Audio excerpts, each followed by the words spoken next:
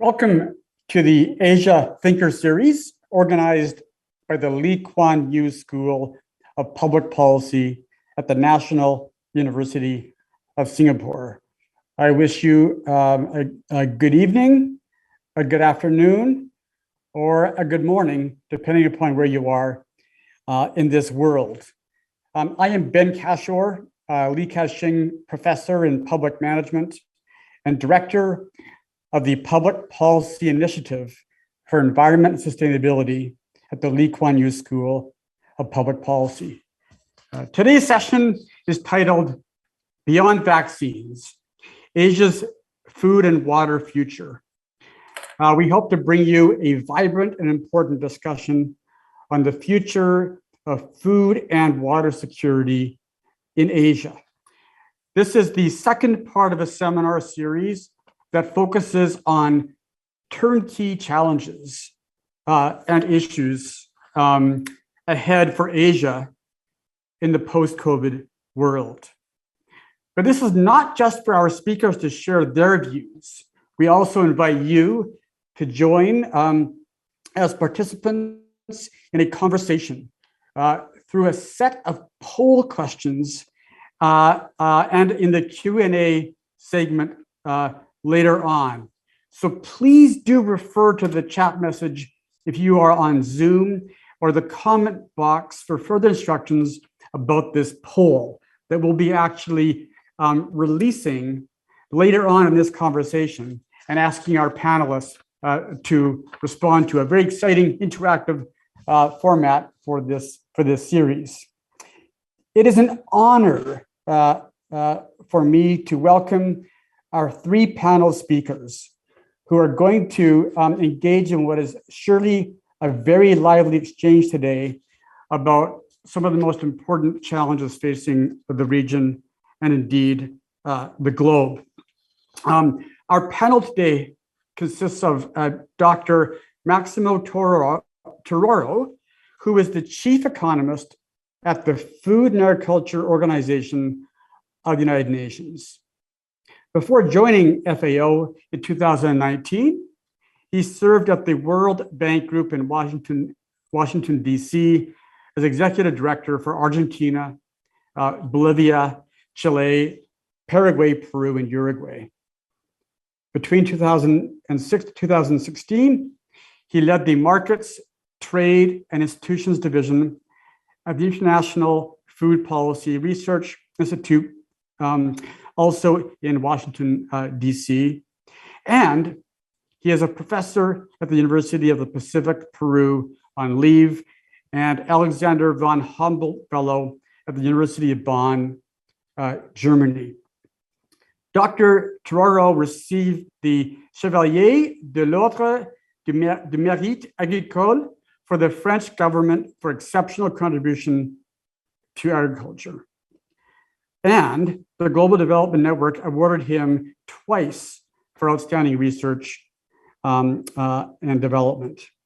He'll be discussing policymaking to experiment and realize solutions towards meeting food and water security. We also welcome Dr. Thomas Panella. He is the Director for Environment, Natural Resources, and Agriculture in the East Asian Department of the Asian Development Bank, ADB. As Director in East Asia, he is responsible for managing operations, including strategy, project development, management, and programming, as well as policy dialogue and knowledge management. We also welcome Professor Paul Tang, who is Adjunct Senior Fellow at NTU's Rajaratnam School of International Studies, Center for Non-Traditional Security Studies. He is also Senior Advisor, Agri-Food in the Biomedical Research Council at Singapore's Agency for Science, Technology, and Research, known as A*STAR.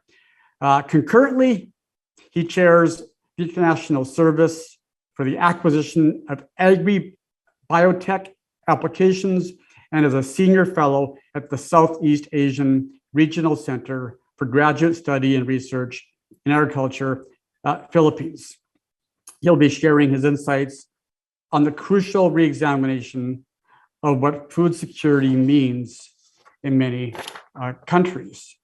And we welcome, last but not least, my own colleague here, the Lee Kuan Yew School of Public Policy, Professor Srija Nair, who is assistant professor here in our school.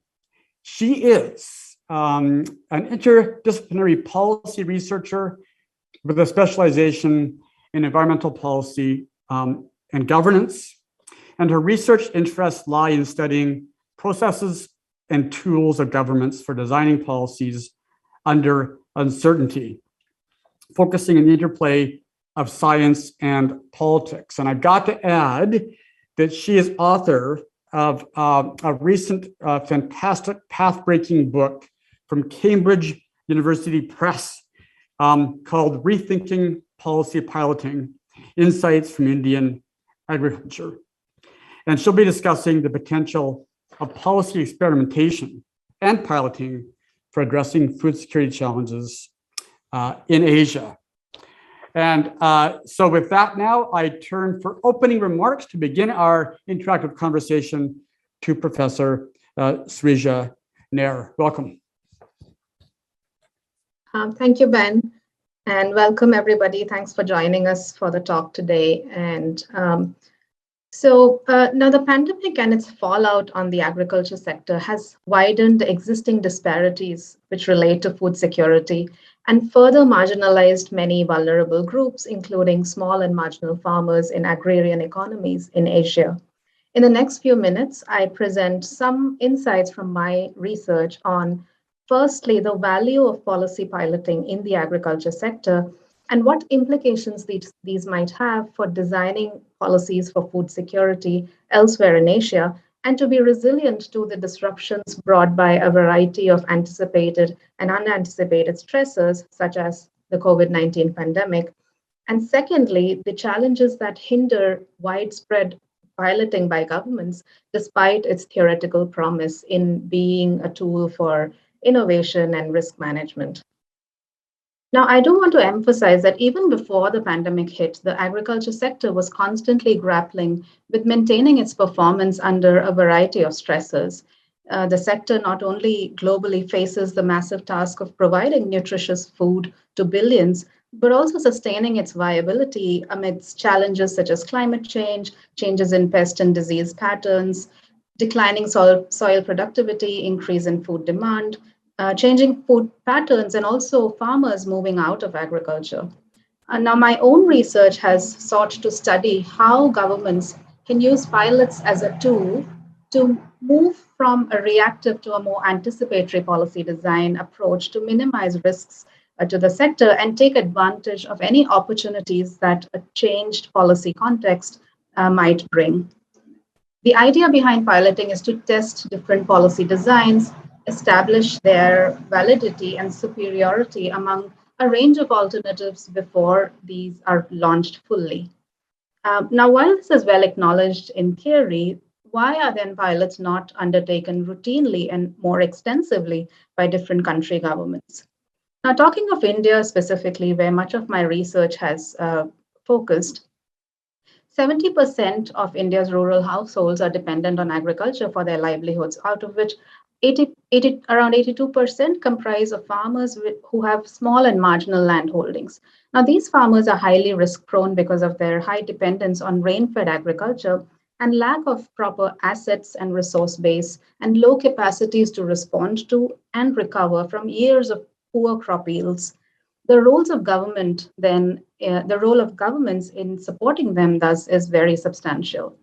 Now, pilots are often associated with being different or radical in nature, but a range of strategies could actually be piloted without the fear that the word experiment or pilot evokes in policymakers. For example, at low levels of expected change in the climate, for example, in future, pilots could explore small adjustments to regular land and water management techniques to maintain or increase agricultural productivity and efficiency in using farm-level inputs. Pilots can also be designed to deal with sudden changes in the policy context, such as a drought, hailstorm, and deployed rather quickly to cope with the change. An example is exploring innovative risk hedging designs for crop insurance and weather-based crop insurance. Now, these strategies are essentially designed for the short term and thus deployed temporarily as a supplement to other ongoing efforts. Policy pilots could also be anticipatory and innovative ahead of any observed disruptions, such as that brought by this pandemic. An approach that has gained attention in South Asia in the climate change context is that of climate smart agriculture, interventions that are suited to the climate of the region and also any expected changes in the climate of the region, maximize resource utilization, and also help to adapt to projected climate risks and mitigate greenhouse gas emissions from the sector. In this age of technological disruption across many sectors, many new technological opportunities present themselves to the agriculture sector as well. And these have been proposed and launched as pilots across Asia. In India specifically, the government of India has been partnering with various stakeholders to test schemes related to crop insurance, blockchain, big data analytics, AI, and web-based solutions for the agriculture sector, some of which actually were helpful in maintaining information related to the supply chains when the pandemic hit. So these are very promising to deal with disruptions of this nature in future as well. Now, this is the point I want to highlight here. While many of these ideas have found success at the pilot phase, these are not new. These have found success at the pilot phase. There are challenges that limit the policy translation of these pilots and their widespread adoption beyond their original scope. And these largely pertain to the politics of experimentation and challenges in replicating the success which was observed at the pilot scale when this scales up further. Now, decisions around agricultural policy, including pilots, no matter how small in scale, will have significant socioeconomic ripple effects and thus have to rightfully balance the technical and political dimensions. What my research argues is that successful design, implementation, and scaling up of these policy pilots is not an automatic process. It needs champions, it needs enabling conditions. And how are these managed ahead of as an anticipatory tool to deal with disruptions of various kinds? My own research finds that diversity of actors is an enabling factor for scaling up. Policymakers might be hesitant to experiment owing to a risk of associated failure, but partnerships can be a mode for sharing these risks and conduct experiment, avoid blame, and also be a catalyst for more experimentation. Just to conclude, studying decades of policy agriculture reforms in Indian agriculture, I observed that, and this may be true for other places in Asia, other agrarian economies in Asia as well, that efforts for improvement of agriculture production and productivity and addressing risks in the sector has not shied away from piloting. But here is the catch. Despite of being thought of as an approach that can enable risk taking and innovation under uncertainty in the future policy context, in practice, pilots may often be conservatively designed with their operational contribution being limited to be more avenues for periodical updating of existing policies and just making marginal changes to their current scope. And the conversation that I wish to start around experimentation and piloting, and I welcome any questions from the audience on this, is that piloting and experimentation should be a more conscious activity that prepares the sector with an evolving bundle of alternatives at any given time to address adverse impacts to agriculture production and productivity from any disruptions, be it the pandemic or any other form of disruption.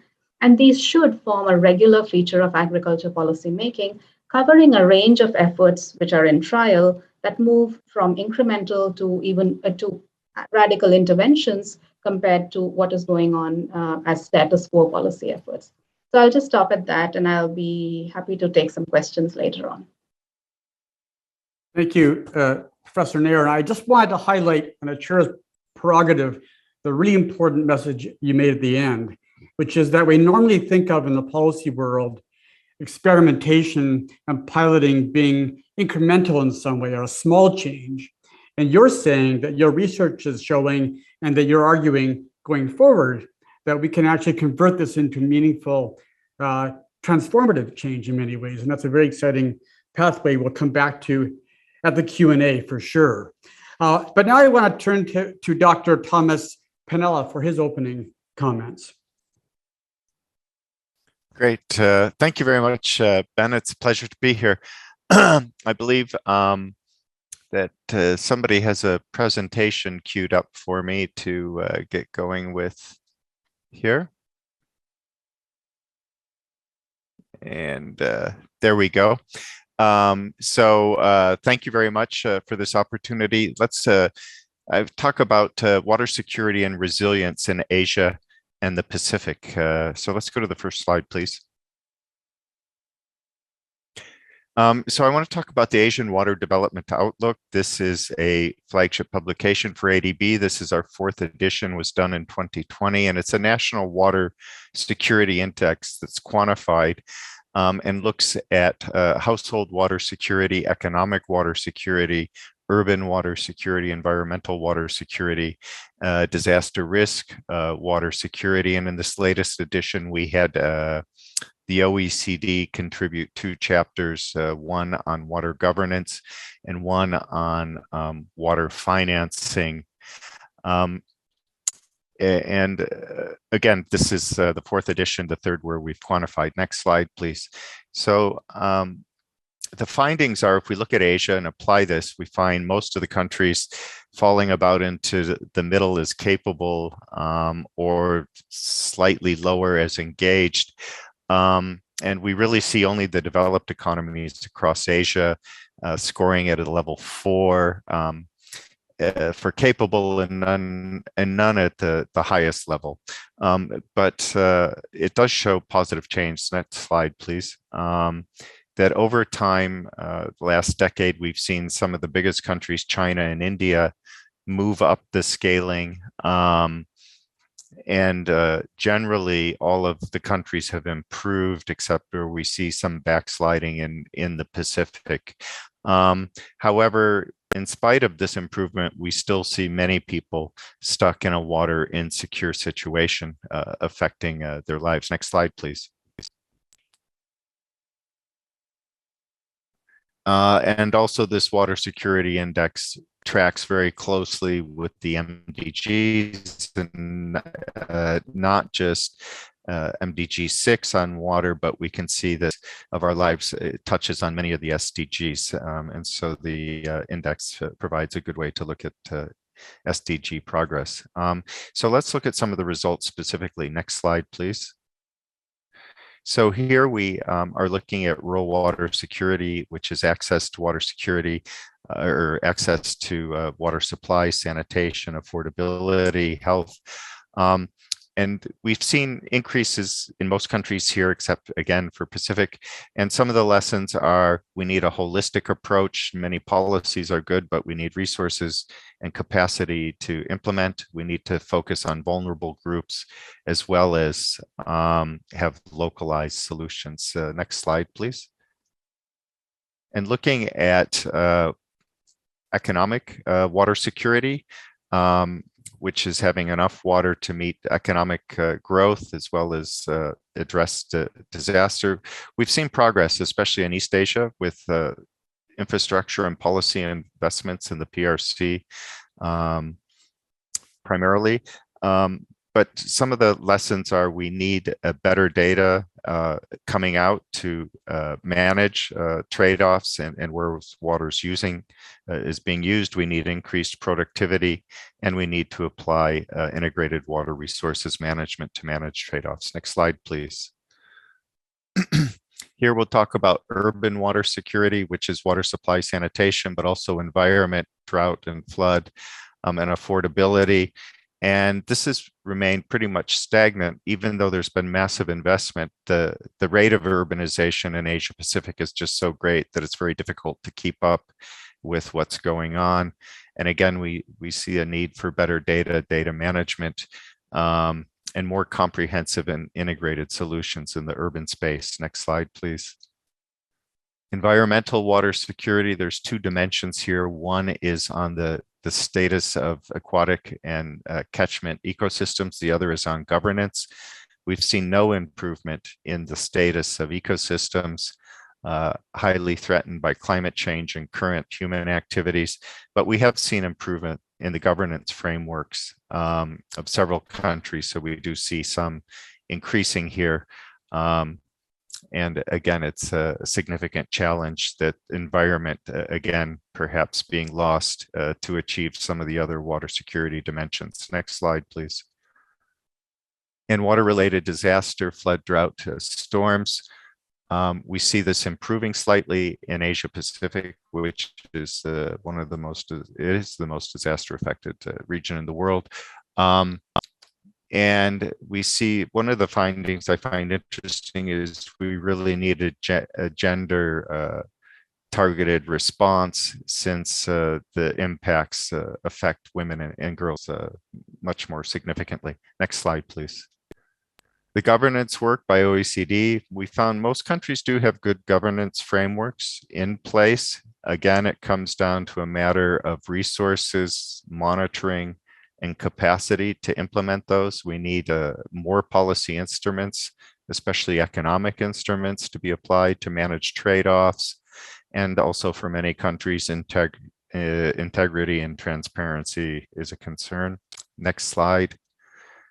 And on the finance and water security, I think the important finding is it's not all about more money. It's about using existing assets and budgets more effectively, and designing to minimize future investment needs, taking climate into consideration, as well as leveraging additional resources, private sector, but also tariffs in themselves can provide quite a bit.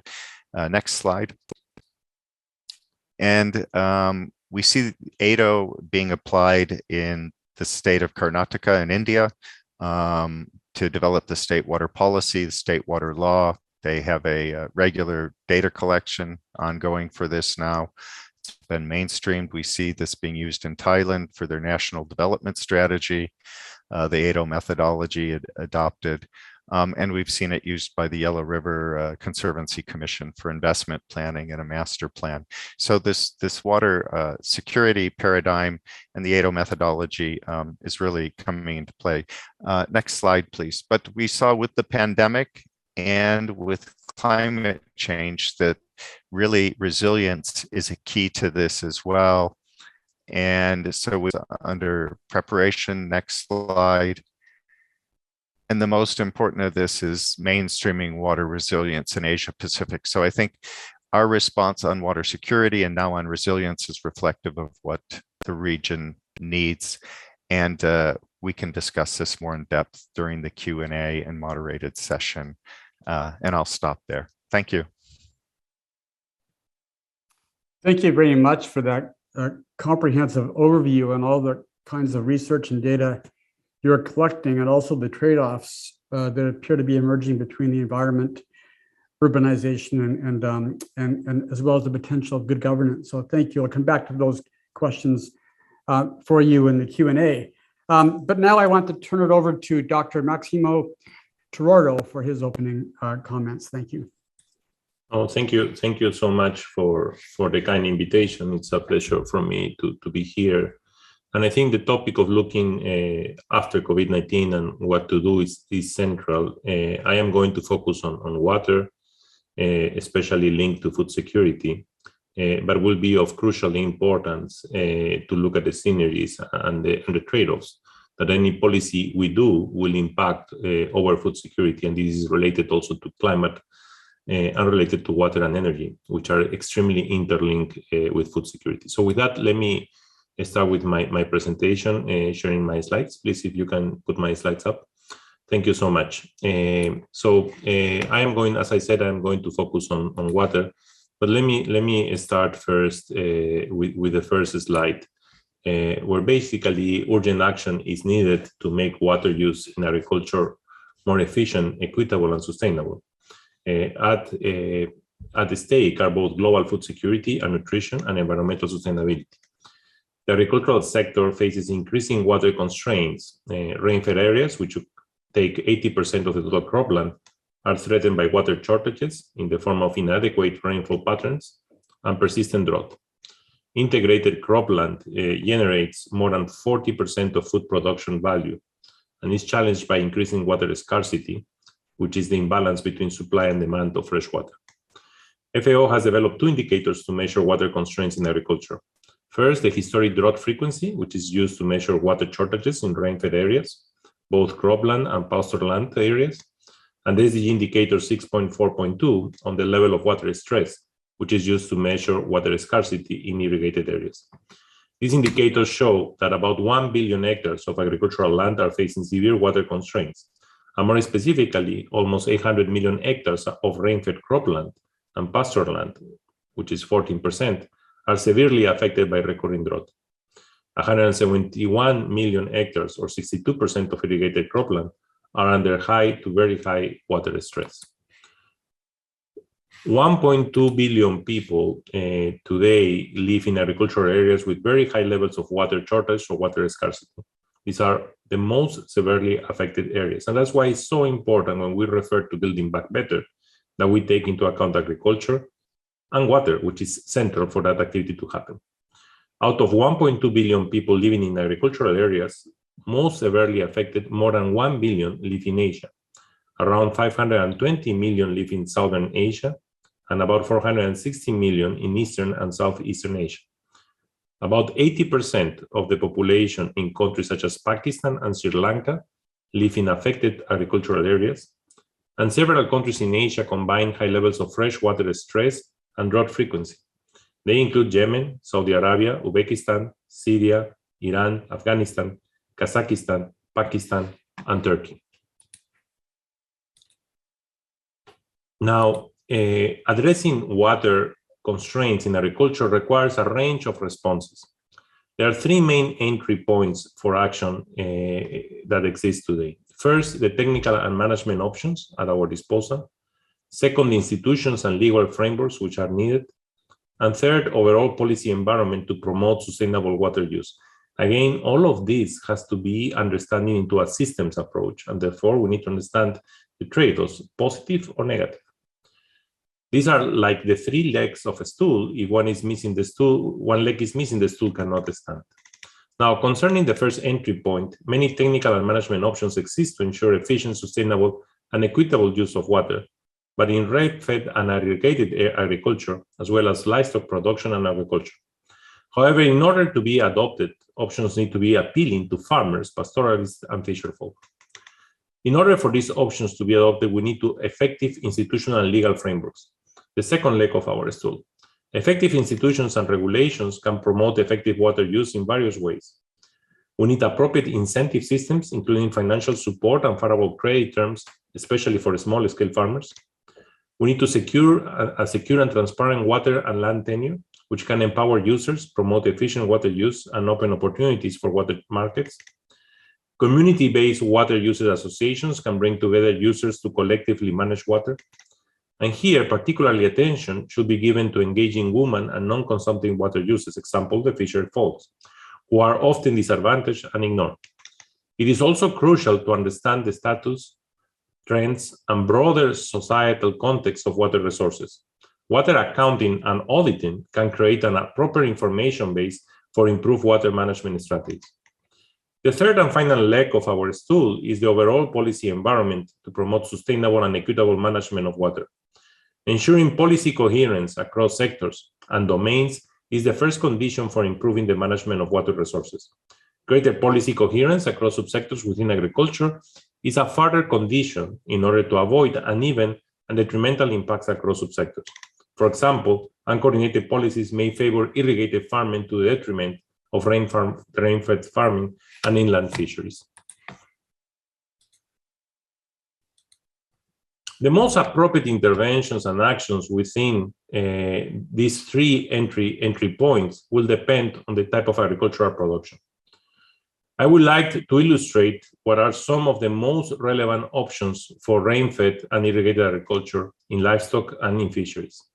On rain-fed cropland, investments in rainwater harvesting and conservation can lead to major productivity gains, particularly if combined with improved farm practices such as drought-tolerant varieties. Almost 20% of cropland is suitable for water harvesting and conservation with hotspots in large parts of Southeast Asia and East Africa. Water harvesting in these cropland areas can increase production by 60 to 100%. Supplemental irrigation for all rainfed cropland could increase global cereal production by 35%, with large potential in Asia. An example from Syrian Arab Republic shows that yield improvement of up to 400%. In the state of West Bengal, India, small rainwater storage ponds for supplemental irrigation have doubled mustard yields and increased paddy yields by 20%. Second, herders working on millions of hectares of drought-affected pasture land can increase water productivity, for instance, by improving animal health and through better use of pasture lands, feed, and drinking water. The productivity of irrigated systems can be significant to enhance throughout investments in irrigation systems for the rehabilitation and modernization of existing ones. However, water accounting and auditing, as well as effective water allocation systems, are critical for ensuring sustainable water use in the long run. For inland fisheries, policy coherence across agricultural subsectors is crucial. Inland fisheries depend crucially on the preservation of aquatic ecosystems, which are often sacrificed to the benefit of irrigated farmers. Water development projects must consider the need of inland fisheries in terms of water quantity and quality. Now, let me move to the next slide, where basically what we're going to look at is what can be making the improved water management work for all. And I would like to make some key points on the crucial issue of policy coherence and coordination. As we know, these are important for addressing any sustainable development challenge. However, policy coherence and coordination are particularly relevant for management of water resources, both across and within sectors and policy domains. For instance, the water sector can be significantly affected by policies in apparently unrelated domains, for instance, trade and energy, agricultural subsidies, poverty reduction. However, impacts on water supply and demand of such policies are often not considered. Interventions in one agricultural subsector can have negative impacts on another agricultural subsector, as I mentioned before. These are the trade-offs. Water harvesting upstream may reduce water availability for water uses downstream. Only integrated decision-making can ensure effective and transparent decisions that avoid excessive water use and take into account interest of all water uses. A series of elements are key for policy coherence, and as we can see here, we need to strengthen trust. We need to a common information base. We need look at across and coherent strategy across agricultural subsectors. And also we need the proper incentive, which is of critical importance. And finally, effective regulation must be in place to protect environmental flows and water-related ecosystems. One potential important policy tool are payments for environmental services provided to farmers or landowners who agree to manage their land or watersheds for environmental protection. So I want to thank you very much. And again, let me repeat the importance of looking this in a system approach and in trying to look at a coherent policy framework that brings these three tools together so that we can accomplish the challenges that we are facing after COVID-19, which, as it was mentioned at the beginning, has enormously exacerbated inequalities. And especially, we need to focus where most of the poor are, which is in rural areas, and that's where agriculture and water play a crucial role. Thank you very much. Thank you so much for, likewise, a really informative presentation and stressing the need to link better the various aspects of these problems together in a systematic and coherent framework. I'll come back to some questions on that after we finish the opening remarks. But now I will turn to Professor Paul Tang for his opening comments.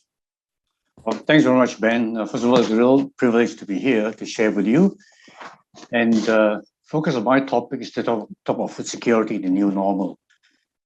I think it was obvious that the pandemic has forced a re-examination of what food security really means in many countries. Excuse me.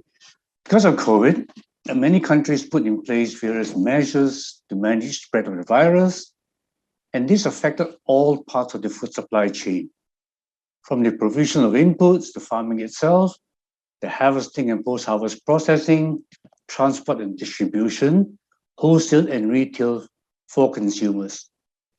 Pre-pandemic, We generally consider food security to mean ensuring that we have sufficient supplies of safe, affordable, nutritious food in a timely manner, which could be moved along supply chains from farm to table. The pandemic has brought to the forefront the need to think of food security also in terms of food resilience. And I was very interested to hear previous speakers mention water resilience. In the context of food resilience really means the ability to withstand short-term perturbations or disruptions in supply, especially from outside sources, for example, from the rural compared to the urban, and accompanied by increases in internal availability of food from self-production and stockpiles. Some of the measures to contain the virus have affected the supply chain. I think we've evidenced all of this in many countries. The lockdowns and movement control, which further led to reduced employment, reduced labor to move food along supply chains, reduced food affordability, and increases in malnutrition. How have Asian countries responded to keep supply chains open? Let me just share a few of these responses. First, supply chain connectivity agreements have been negotiated, especially amongst countries that export food with those that import food. And Singapore is a classic example. In fact, Singapore was quite a pioneer in negotiating supply chain connectivity agreements because as an island state, we import 90% of our food. Then second response, which is very obvious, were the green lanes to allow movement of goods and agricultural inputs so that farmers could start planting. And China was a pioneer because, as we all know, China was where the pandemic started. In the early days of the pandemic in China, farmers had no access to seeds and fertilizers. And the government very quickly responded by these green lanes. And other countries have followed suit. Then the special dispensation for labor in food production, movement, and retail. Several countries, India, for example, suffer from inavailability of labor in various aspects of food production.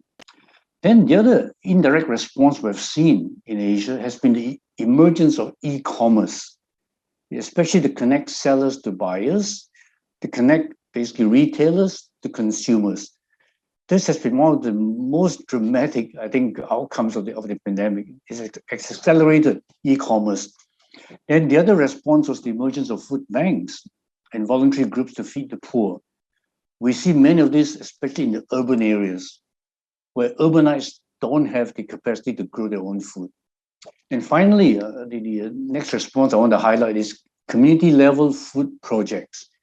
We've seen many of these emerging, and I've been involved in a German project that looks at Bangkok compared to Singapore and a couple of other cities. It's just amazing how many community-level food projects have started, some with the assistance of government, others without.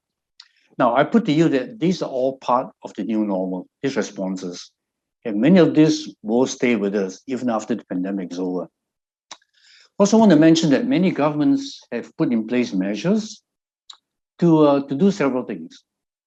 One notably is to increase the levels of self-production of defined key food security items, example, rice. Okay?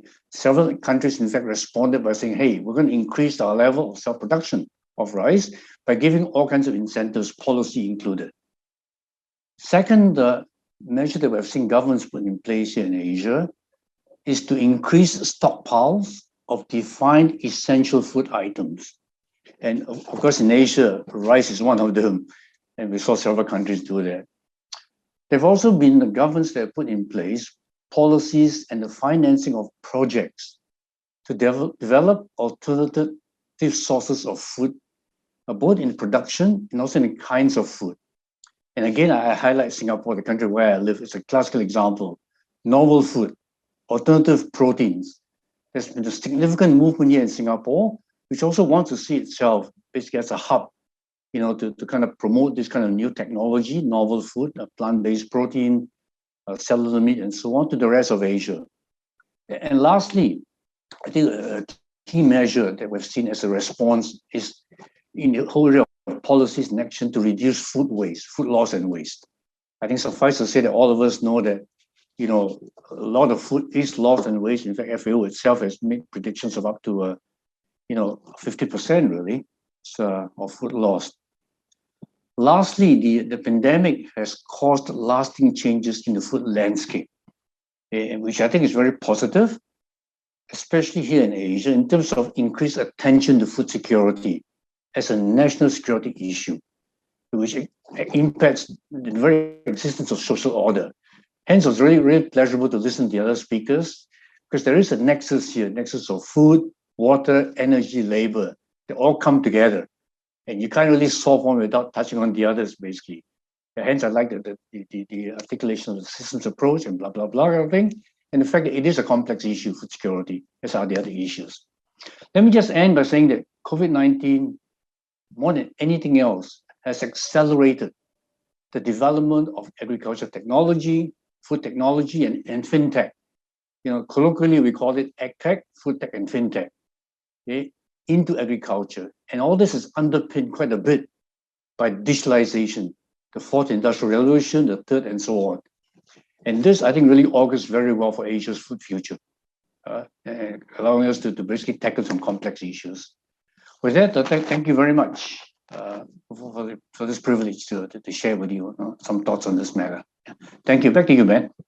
Thank you very much, Professor Teng. Very curious about your comments about, on the one hand, how to withstand some perturbations that have been occurring in this post-COVID world, but also you mentioned that some things were quite positive in the perturbations that accelerated technology. I'm going to come back to that question in a moment with you. What I want to do now is three things. First, I want to remind the audience, don't forget to take part in this poll that we have up on the Zoom box or on the Facebook live screen. So we can actually give the presenters the results shortly and then have them comment on those results. And secondly, please do take the time to take advantage of this opportunity to ask panelists your own questions, again, in the Facebook live chat box, and we'll then relay those questions to the panelists. So please do those two things. But first, I will take the chair's prerogative, and I'm going to ask each of the presenters a question that arose out of their presentations. And I'm going to ask them all at once, and then I'd ask the panelists to respond accordingly. Actually, no, I'm going to change that. I'm going to ask them to respond individually to make this more interactive. So first, I'm going to talk to a really interesting question that Professor Nair raised about the potential of pilots and experiments to not simply result in what we often refer to, and as she referred to, as incremental changes that are often not what governments always want to achieve when addressing these critical challenges that all four panelists have talked about, but rather paradigmatic or transformative changes as well. So I'd love your insights, Professor Nair, into what advice you might give to organizations and governments who seek to use pilots and experiments for transformative change. Thanks, Ben, for that question. And that's a very important one, especially as when we face disruptions of these kinds, that's where, as other speakers also mentioned, that we have to think differently, we have to think innovatively, but innovation does not come without its own risks. And it makes people uncomfortable to move out of how they've been functioning, because there are resources which are tied, there are champions of the status quo. They have a reputation at stake to try doing something new, which may or may not succeed. And there are policy legacies which allow certain ideas to persist and resist any kind of change. So having said that, how does government then actually move from doing more, piloting more as symbolic initiatives, which are just to show that, hey, we are piloting, we have innovation on our mind, but end up doing some things which are rather incremental and not really breaking the mold from status quo. Some ways to do that.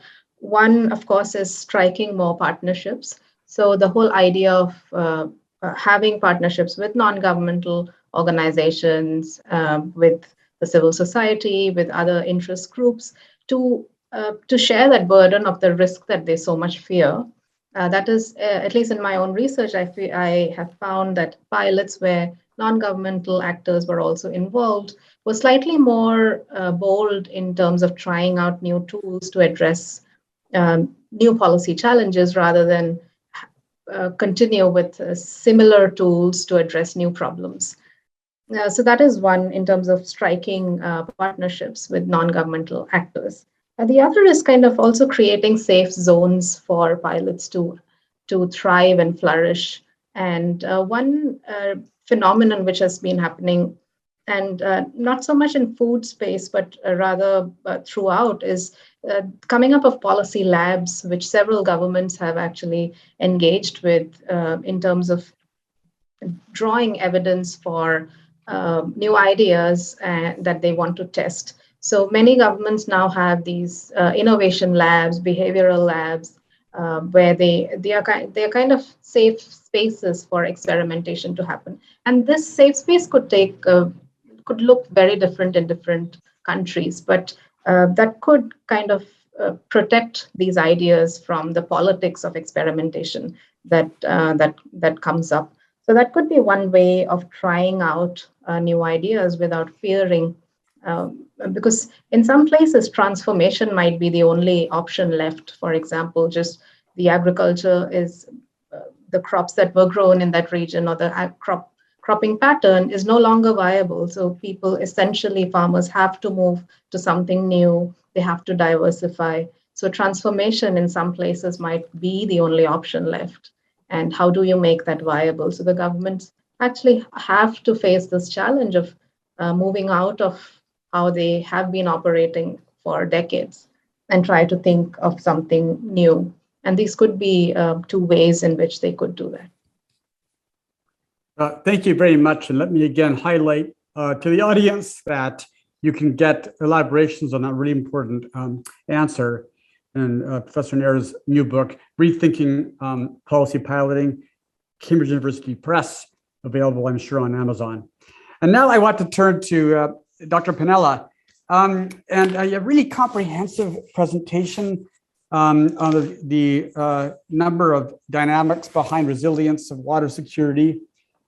And I want to ask you a question that came up in your presentation about both the positive and negative empirical data points you presented.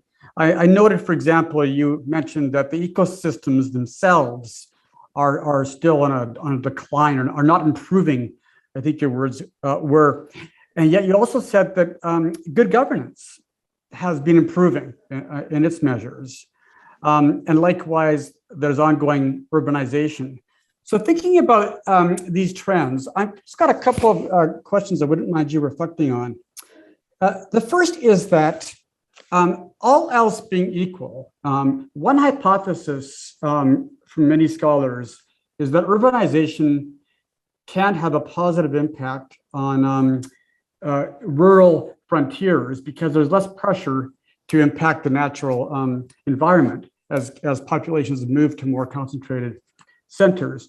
So do you see that in your research? Is there some less pressure on natural systems owing to urbanization, or not in the cases that you looked at?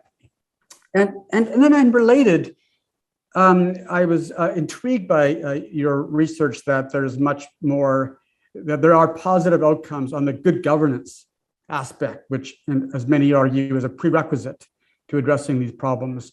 But I'm wondering if you can reflect on whether a focus on good governance may not have the expected impact we think on things like ecosystems, insofar as it actually perhaps makes other problems more heightened in the policy process. So perhaps you can reflect on those two related questions around these important interaction effects you've highlighted. Yeah, I'll try to give you quick answers to complicated. Very complicated question. I appreciate that. Yeah. So on the urbanization, yeah, I think, prima facie, everybody's going to say that, yes, you're going to higher density. leading as opposed to rural or other types of activity. So, are you going to see these benefits? I think it's very hard to present the counterfactual. I do think you do see benefits. And the other thing I think that's important about the urbanization is urbanization and rural development are totally linked in most countries, with remittances coming back to rural household incomes. So you are building a bit of resilience into the production unit at the farm with money coming in from other sources. So you may also have the ability to not work the land so hard, to do other things with the land with other income coming in. I would like to think that urbanization with good governance and good planning can stretch our resource use and improve our ability to manage resources. Now, about good governance, when we looked at our water security index, I didn't put it up there, but we used World Bank good governance indicators. And basically, you found those countries that had very good water security had very high governance, and those with poor water security had very poor governance. Now, whether that's a coincidence or not, or whether we had enough data points to look at causality versus just correlation, but I think good governance is the key to addressing any of these challenges, for whether it's a water situation, a food security situation. I think FAO colleagues talked about the importance of coherence on policy and governance. So I think to address all of these issues, good governance is fundamental to making progress.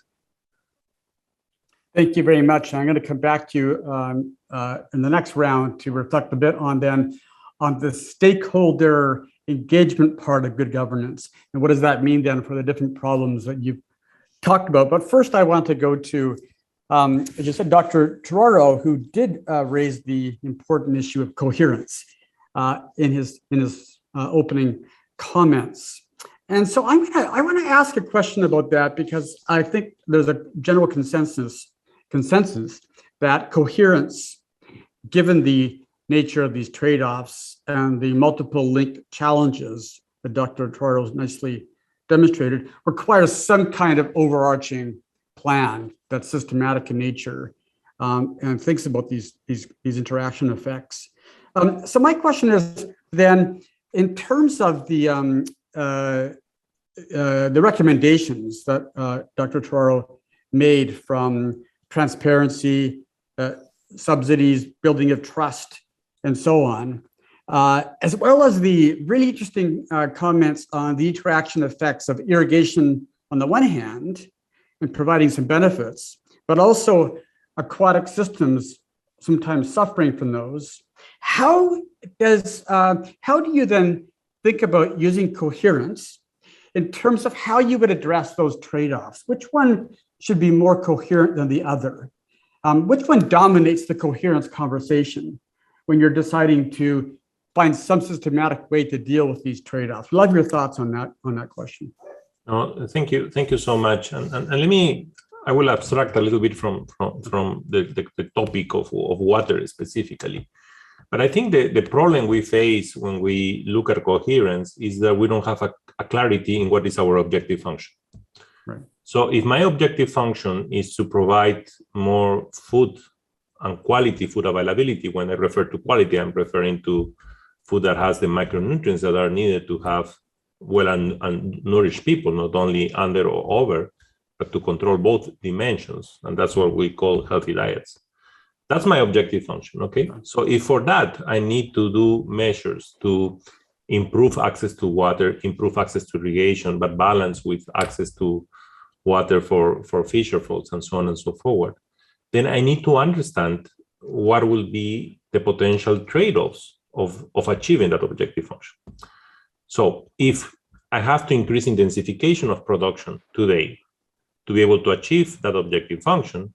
What are the technologies and what is the best way I should do it in terms of policies and innovation and technology so that I can minimize all the other potential trade-offs?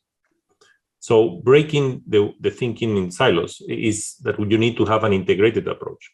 So the way we are doing it and the way we look at this is, of course, modeling is central for this, because modeling will allow us to have one or two core objective functions, and then we can look at the interrelationship with the other sectors and understand that, for example, a technology which intensifies production could have a bigger return in terms of reduction of undernourishment in the world, but will have a bigger trade-offs in terms of how I use my natural resources and in terms of greenhouse gas emissions. And that there could be other interventions, like it was mentioned by Professor Paul, like reduction of food loss and waste, that could be the one that will reduce the trade-offs, or will have the less trade-offs. Like, for example, we know that reduction of food losses and waste will improve access, the use of our natural resources, will increase availability, especially of high-value commodities, but at the same time will be the one reducing greenhouse gas emissions, especially on the waste side, because the landfills and so on and how we incinerate food creates enormous amount of emissions. So that understanding of different choices will allow us to have this balance. Of course, never will be perfect, but the problem today is that we are not doing that. And clear example is the interlinkages, for example, between energy and food. So we are pushing, because of climate, to diversify our energy mix. The consequence of that is good for environment, but it will increase prices of energy. And the increasing price of energy will increase price of fertilizers. And we know that an increase in price of fertilizers will reduce food available and will increase undernourishment. So again, we need to think carefully of our objective function and what are the trade-offs and try to minimize those, just trying to focus on one element when we are interlinked across the different elements. I hope that was a little bit clear. Yeah, that is clear. I'm going to follow up right now with you because I think this is a really fascinating point that you're making. If I hear you correctly, you're saying that the coherence concept doesn't tell us which problem to make the objective function. Rather, you're saying it says once we've decided on a problem, how do we minimize the other effects, which I find really fascinating.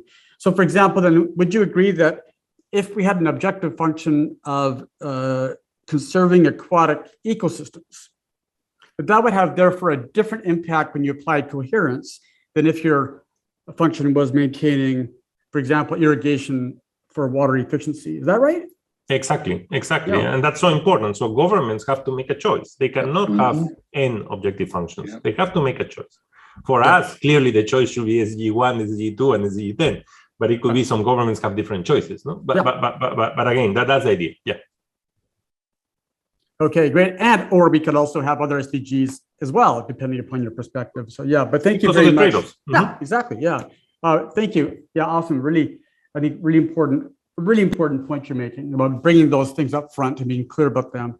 Couldn't be better stated. I want to go to Paul Teng now and ask about the question I raised at the very beginning when I was started my comments, because I find this point really fascinating. That there's some things he says we got to find a way to withstand perturbations, but other perturbations can accelerate, he said, post-COVID reforms. So can you tease out then, how do we know which perturbations to push back on and which ones to actually embrace? And how do we do that? I guess that's the $1 million question, isn't it? But let me just share some thoughts on that. I mean, as I indicated in my kind of overview, I think definitely yes, pandemics and other disruptors tend to precipitate action. Okay, whether it's policy, whether it's actual measures itself, or whether it's on the part of the stakeholders. And we've certainly seen that happen with COVID-19. Okay. I mean, we used to talk about intervention points. I think COVID-19 has provided many intervention points into systems, basically. Yeah.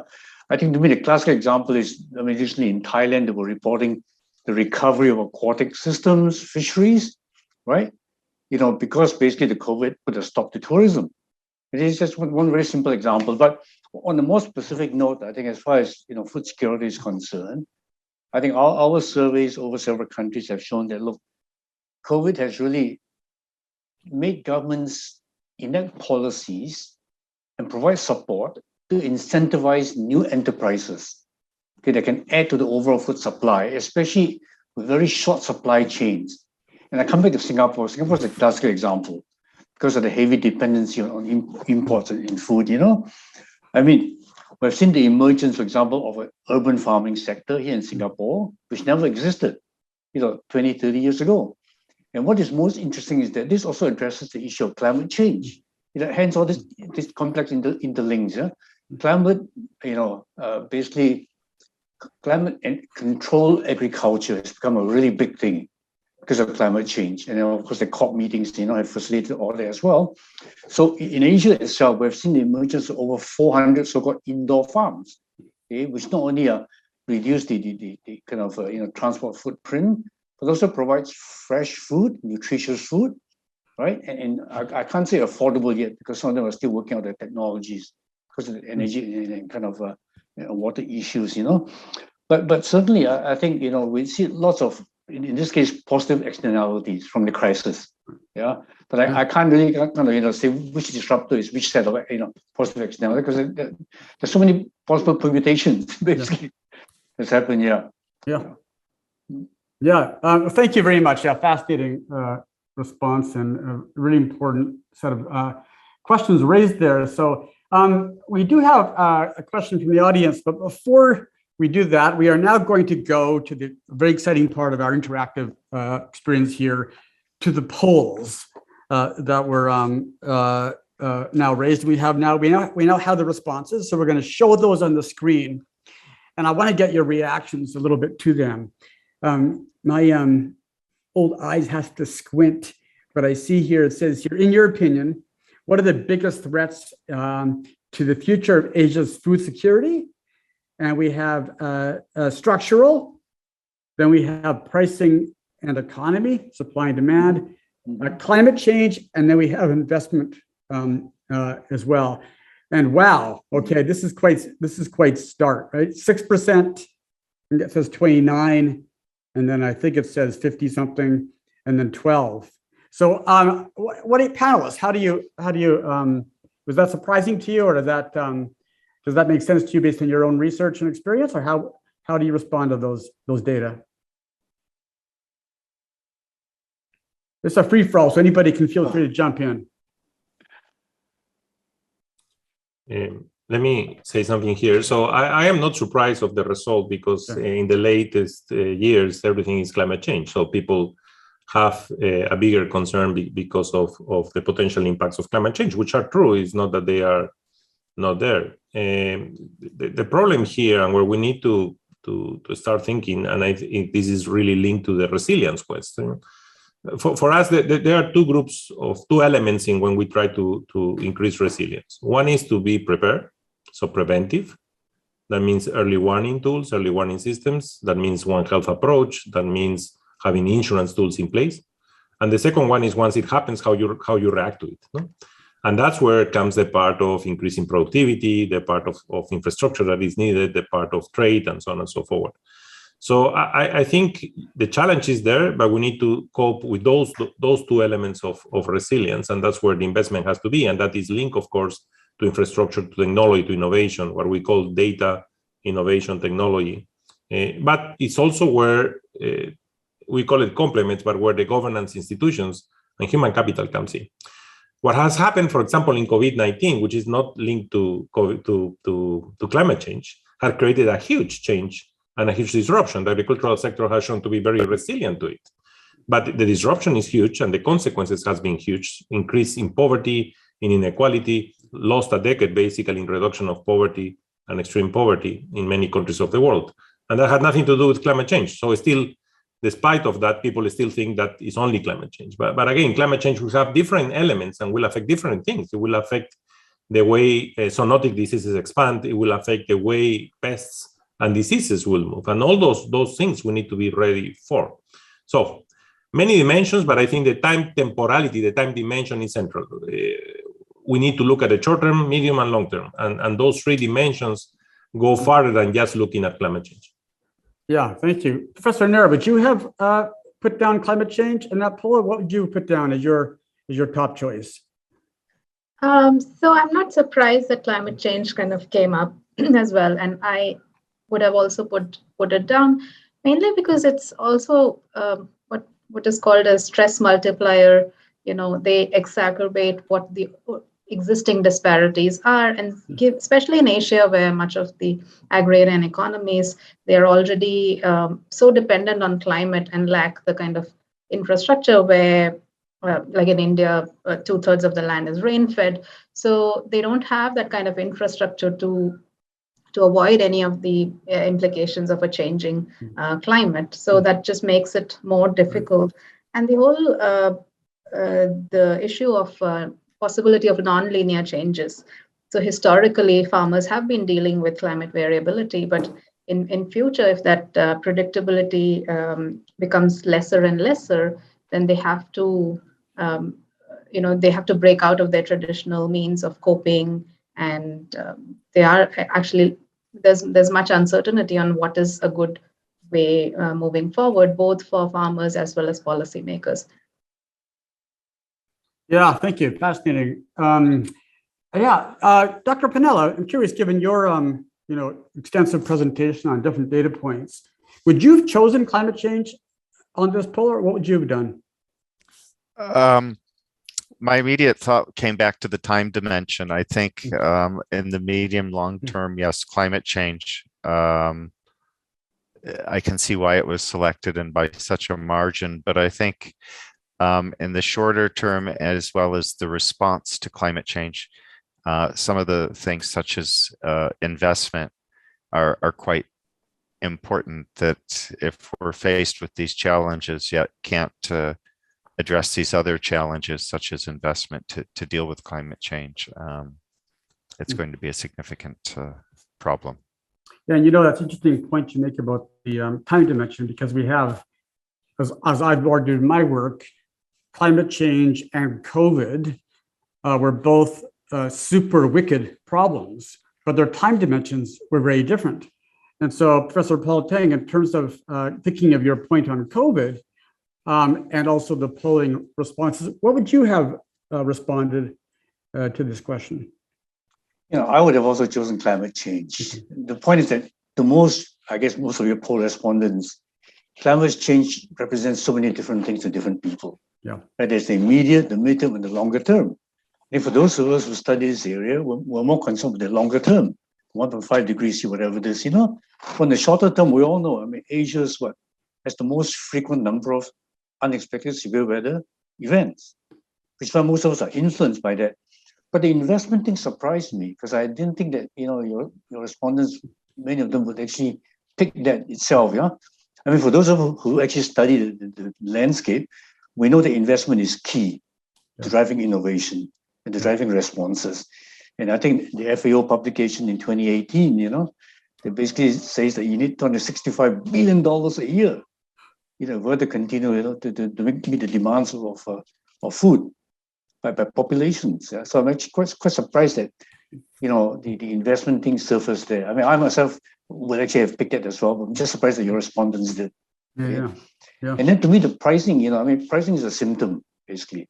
It's a symptom not just of climate change, but of disruption in supply chain. There's so many other issues, some of which I think our colleague from FAO mentioned, pest and disease outbreaks, you name it. Okay? X number of factors, they're all disruptors. Yeah?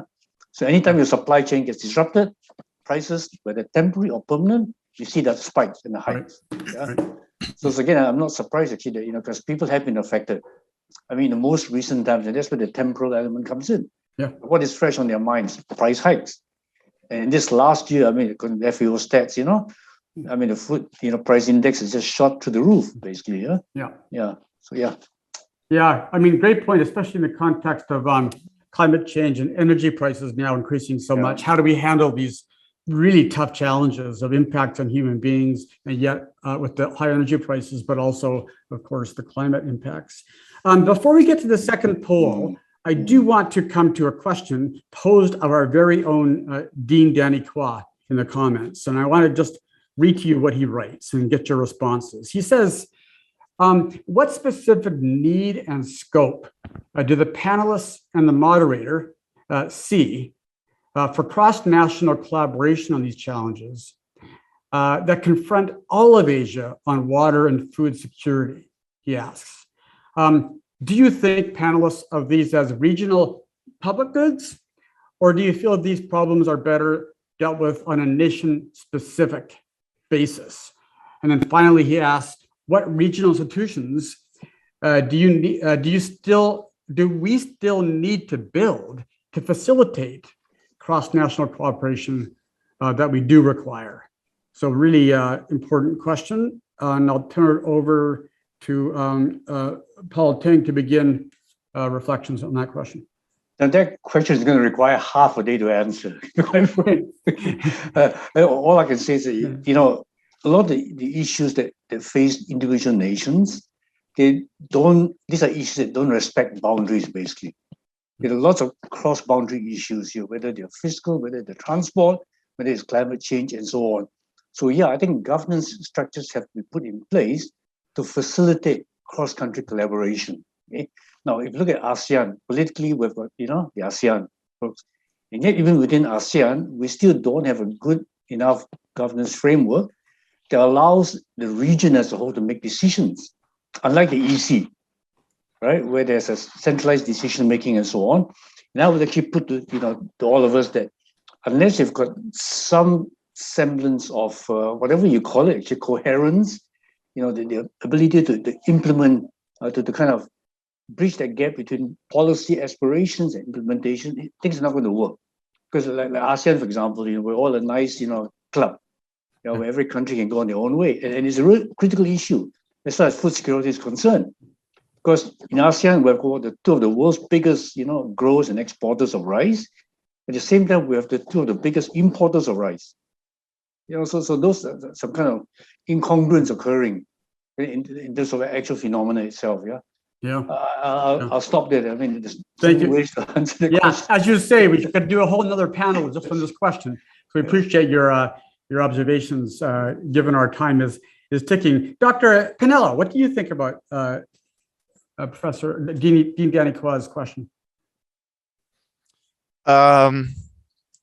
I think it's a challenging one. I agree that many of the problems are beyond national borders, or they're shared concerns where collaboration would help advance things. Certainly the issue of trade, I think, is quite important here for both the things we're talking about, and do we have the right bodies in place? I would say these things can be strengthened. I'd say also in terms of relief and response, we can strengthen those. We need to strengthen those to get help to the people who need it most as quickly as possible. I'm not sure we do that as effectively as we could. And then I think there are cases in terms of water management for food security, where you have transboundary basins where there's a direct resource to be managed, where we can strengthen how we cooperate on these activities working together. So the real physical shared resource where there does have to be cooperation versus the more getting help to where people want to trade and some of these other issues, which are vitally important. But again, we need to strengthen the ability for countries to meet their needs through these platforms. Yeah. Thank you. Dr. Tororo? No, I fully agree with the previous comments. For me, there is a difference on what is a public good, a global public good, or a regional public good, where, of course, like in the transboundary issues of water, we need cooperation between the countries involved, because that's a common public good for all of them. But trade is also central here, as it was mentioned by Dr. Panella. Many countries in the region are food import dependent. And yes, it is true that Singapore is improving urban agriculture, but that is far not enough to the needs of the country. So the flow of food around the region is central, and I think where there needs to be a crucial role to be played. And that will be something that I would believe we need to focus enormously to accelerate inter-regional trade and avoid export bans or export restrictions that will create a problem to neighbor countries. not only in the supply of food, but even in the supply of vaccines, no? Which has been an issue lately. Yeah, thank you. I just want the Facebook land and Zoom land to, I recognize that we're now at 6:30. We're going to take another 5 or 6 minutes just to finish up responses to the Dean's question and then go to the last poll. Very exciting stuff, so do not go anywhere, okay? But first we go to Professor Nair for her responses to the Dean's question. Yeah, great question. And what immediately came to mind was also transboundary issues. And I was thinking that really having, and Prof. Paul Teng also mentioned about ASEAN. So the challenge really here becomes of the authority that such regional bodies really have to ensure compliance with what they decide, and also river basins like the Mekong. Mekong Delta, where there are the risks among countries are very differentiated in terms of water resource management and how to ensure equal participation when the risks are not the same across countries. So that becomes, but an opportunity here in terms of cooperation, in terms of learning, is to replicate some of the good practices that have. So from my work on pilots, I find that there are opportunities that countries could learn and adapt on successful pilots from each other. That could be an opportunity where it's kind of a regional cross-country cooperation could be thought of.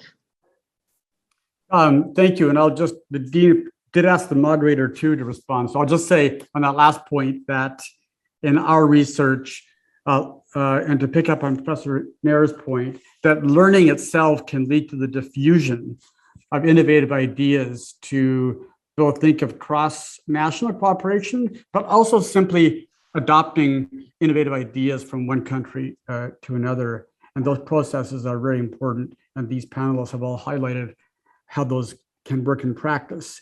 So our last part of the evening, morning, afternoon, depending upon where you are, is our second poll question, which is as population growth and urbanization rates in Asia rise rapidly, the growing stress on the region's water resources remain. What will be the biggest factor in stabilizing a growing water crisis for the region? 1, greater policy planning and more climate agreements. 2, infrastructure and water management technologies. 3, financing investments in economy. And 4, ecology. And we have the results are being shown, and that's 41% for greater policy planning and climate, 35 for the second, infrastructure, 18 financing, and 6 ecology. So I know we're getting late, but panelists, you can just give a quick response on, were you surprised with those responses, or did they resonate? And let's begin with Professor Nair, then Turaro, Piniella, and Tang. Thanks. So this actually goes back to Dean's previous question on the role of agreements. And once you talk of water, especially in Asia, the value of these kind of agreements, be it for water sharing, or here we talk of climate agreements as well, that becomes very pivotal for countries in this region particularly. And I think that's why many kind of brought this up.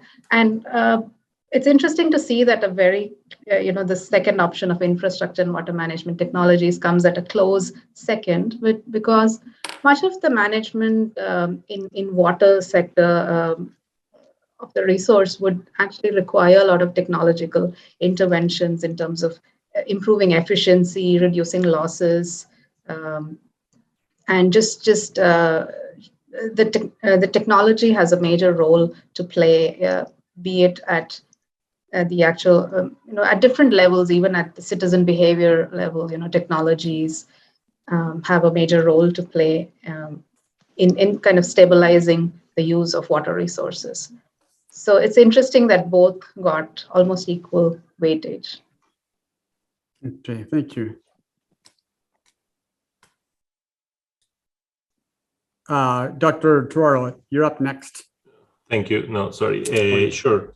As I mentioned before, I think although the surveys show a ranking, the three elements of the stool are central here. No? So the innovation, the technology, and water management strategies will be central. We have to find ways to use more effectively and efficiently our resources, which are scarce. But that requires an institutional legal framework. If that is not in place, then we will fail in using this technology in the most appropriate way. And it also will require a policy environment, but a policy environment which reduces inequalities. Because normally we will solve problems to large producers, but not necessarily to smallholders, and they will be kept out of the loop. So again, this institutionality and governance has to be there to reduce the potential inequalities. But technology will be central. Because if you look at the projections of the impacts of climate change, depending on the scenario you use, the results could be different.